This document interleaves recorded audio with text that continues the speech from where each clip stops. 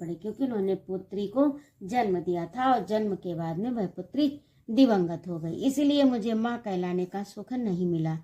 गा में है मैं तुम्हारी चौखट लांग चुकी हूँ, तो इसका आशय है कि मझली बहू घर छोड़कर तीर्थ यात्रा पर चली गई।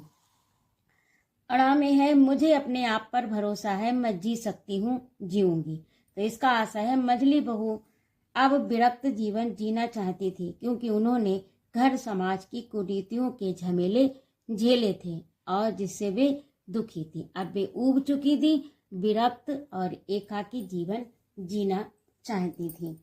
अगला प्रश्न आपका है भाषा की बात मुहावरे। तो भाषा व्याकरण के अंतर्गत मुहावरे हैं। तो पहला मुहावरा है चैन की सांस लेना, आराम अनुभव करना।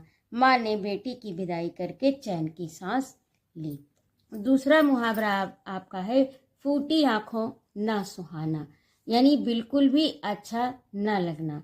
बहू को सास फूटी आंखों नहीं सुहाती है।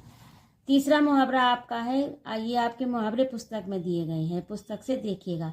सीने पर सांप लौटना, बहुत दुखी होना। इसका प्रयोग है रीता के फेल हो जाने पर माँ के सीने पर सांप लौट गया। अब आपका अगला भाषा व्याकरण के अंतर्गत उपसर्ग है। इनमें सु उपसर्ग लगाकर उदाहरण आपकी पुस्तक में दिया गया है।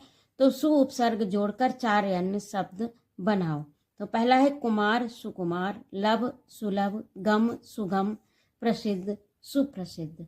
उपसर्ग वो होते हैं जो शब्द के पहले लगाए जाते हैं, जैसे कुमार शब्द है, इसमें सु उपसर्ग लग गया, और जो बाद में लगाए जाते हैं वह प्रत्यय होते हैं। तो इसका आप ध्यान रखिएगा।